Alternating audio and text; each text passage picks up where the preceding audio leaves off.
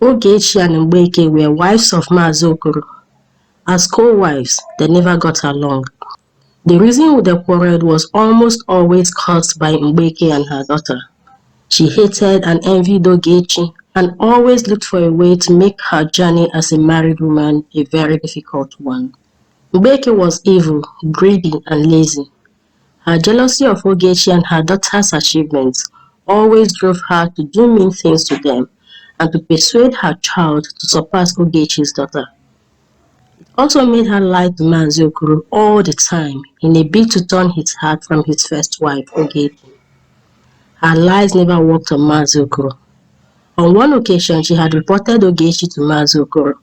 She told her daughter Nnenna to beat up Nneoma, my daughter, as her way of explaining the scratches on Nneoma's shoulder.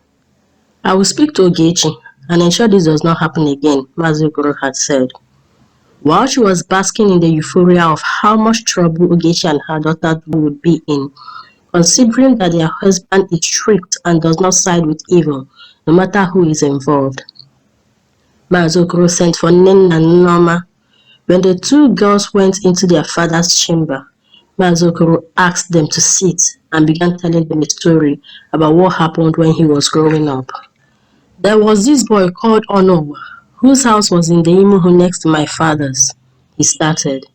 The girls sat down, knowing there would be a while with their father. Whenever he told stories, there was always something there.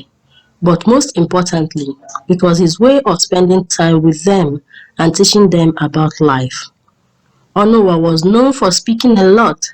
He really had the mouth for the whole world, just as the first part of his name suggests. He never knew how true his name was. He often forgot the second part of his name. He continued. What is his full name? Nnenna, the curious one among the two girls, asked. Nneoma rolled her eyes. Just like her mother, she didn't fancy the storytelling sessions. Their father was always about character, principles, and morals. She wished the story to end already. Onowa Abuchi, Mazi Okoro answered Nnenna's question, ignoring Nneoma's impatience. His name meant that what people say about you isn't your God. It will only hurt you when you take it to heart in an unhealthy way. He paused to see the girl's reaction. Both were quiet, staring, waiting for him to continue. Onowa got into fights very often because he had to respond to everything everyone said. Because he was not so strong, he always lost in the fight. He often came home with so many bruises and scratches all over his body. Nnenna giggled. Nneoma got mad and punched her, and the girls started arguing. Mazi Okoro asked them to stop. It is just a story I wanted to share with you two today. The two girls stopped and he continued. I find it too funny. But why does it offend you, Nneoma? He asked. Nneoma kept quiet. See, my beautiful daughter, it was not my intention to make you sad. I just wanted to have a fun evening with you. Nneoma felt flattered and wiped her eyes. Mazi Okoro always knew how to pacify his daughters. So tell me, why are you sad? And why punch your sister? Tell her to stop making fun of me, Nneoma said. Nnenna was still giggling and covering her mouth with her palms. Mazi Okoro acted like he didn't notice that. Fun of you? He asked, focusing his attention on Nneoma, who he knew was an attention hog, just like her mother. Tell me, dear, am I missing something? He nudged. I was in a fight at the playground today with Ndidi, Mazi Eka's daughter. I didn't mean to, but she made fun of my hair. That is how I got the scratches on my back. She paused. Nnam, tell Nnenna to stop laughing at me, she pleaded. At this, Mazi Okoro held Nneoma close and comforted her, and ordered Nnenna to stop laughing. He also added a joke ending with, if only I could see the future and visions of the past, I wouldn't have told the story of Onowa today. At this, all three of them laughed so hard.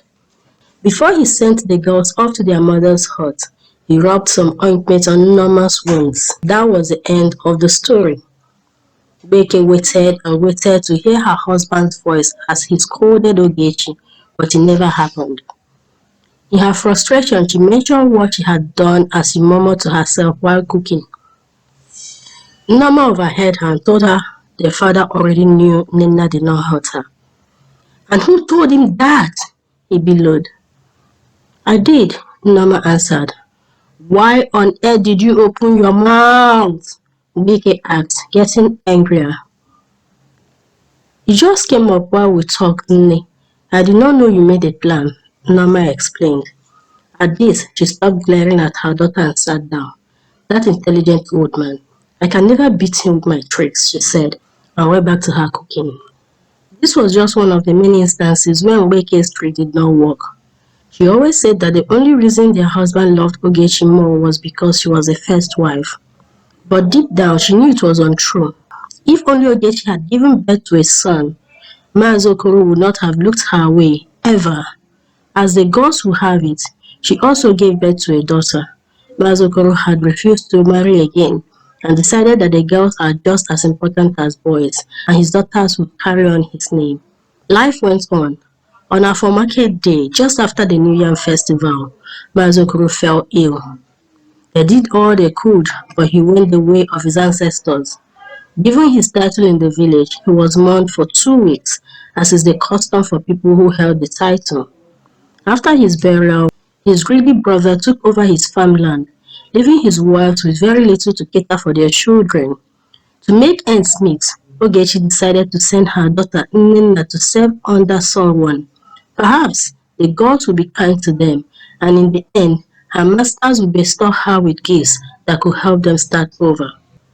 So Nnenna was sent to the Jogo family, the richest family in Amokwe.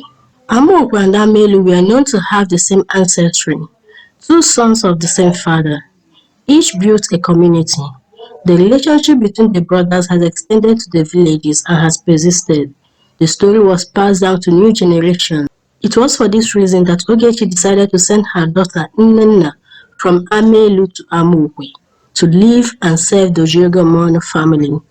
She trusted Nnenna would be in safe hands. When Nnenna arrived at Amokwe, Maazị Ojegomono's wife showed her the different chores she was expected to complete daily, including taking care of her newborn baby. Nnenna took care of the family as if it were her own. Her chores were finished on time and the master's baby was well looked after. Maazị and Oriakụ Ojegomono were very pleased with her. When her serving period was over, Nnenna ready to return to Amelu to her mother, Ogechi. Her master prepared very expensive wrappers, jewelry, foodstuff and money to further express their joy and satisfaction with the service they received. The Jogo family invoked the age-long support which existed between the village of Amokwe and the village of Amelu. If a member of one community does something deeply commendable for the other village or a member of the other community, it is not just the master that will bless him when he leaves. The entire village will bring gifts and bless him. Maazị Ojegomono and his wife made the call. Ụmụnne m na ụmụnna m, it is that time when we bless. Whatever good you have, please bring it. A good person has been with us and is living. Bring food, bring wine, bring clothes and coins. Pray to the gods for protection, for a good person has come to us, stayed with us, and now she is returning to her people. The community responded in kind. This call doesn't come often, and whenever it is made, people respond without hesitation. There were so many gift bags and boxes that Nnenna could not carry her luggage herself. Some men were asked to take her home. Members of Amelu could tell that their daughter had made them proud from the entourage and loads of beautiful gifts that accompanied her on her return. People trooped to Maazị Okoro's compound to congratulate Ogechi and her daughter. Ogechi shared a reasonable part of the gifts with people. Some poor women also got some food and wrappers for their families. Everyone was happy except Mgbeke. She was infuriated and jealous, even though she got the most gifts amongst others. Ogechi had shared things with her as she aimed to restore their family's wealth and glory. She had arranged to buy farmlands for them both, and the seats in the park she shared with Mgbeke. Yet, her jealousy got the better of her. Mgbeke pouted and cursed. She thinks she is the only one with a wonderful daughter. We will see, she said. Nneoma was contented chatting away with Nnenna and testing new clothes she believed suited her better than her stepsister. Nnenna was happy too. She sorted out the lot and let her stepsister take the one she loved. The two girls were laughing away when Mgbeke's angry voice caused them to stop. Nneoma! Nneoma! Nneoma! She yelled. Where are you? Come home this instant! Both girls looked at each other in confusion. Why is she so angry? Nnenna asked. Nneoma opened her hands, heaved her shoulders and said, Who knows? My mother can be crazy. At that, she packed her pile of clothes and ran out of the room towards her mother's hut. You foolish girl, Mgbeke yelled at Nneoma as soon as she entered their hut. You are there shouting and laughing with Nnenna. Can't you see that everyone is praising her? Nneoma stood there confused. She wondered to herself, they should praise her. Everybody knows that to return in this style from Mgbeke, you must have been a hero over there. But she did not voice out her thoughts. She just stood there looking at her mother as she paced from one end of the room to the other. Drop those clothes and get ready, Mgbeke backed at her.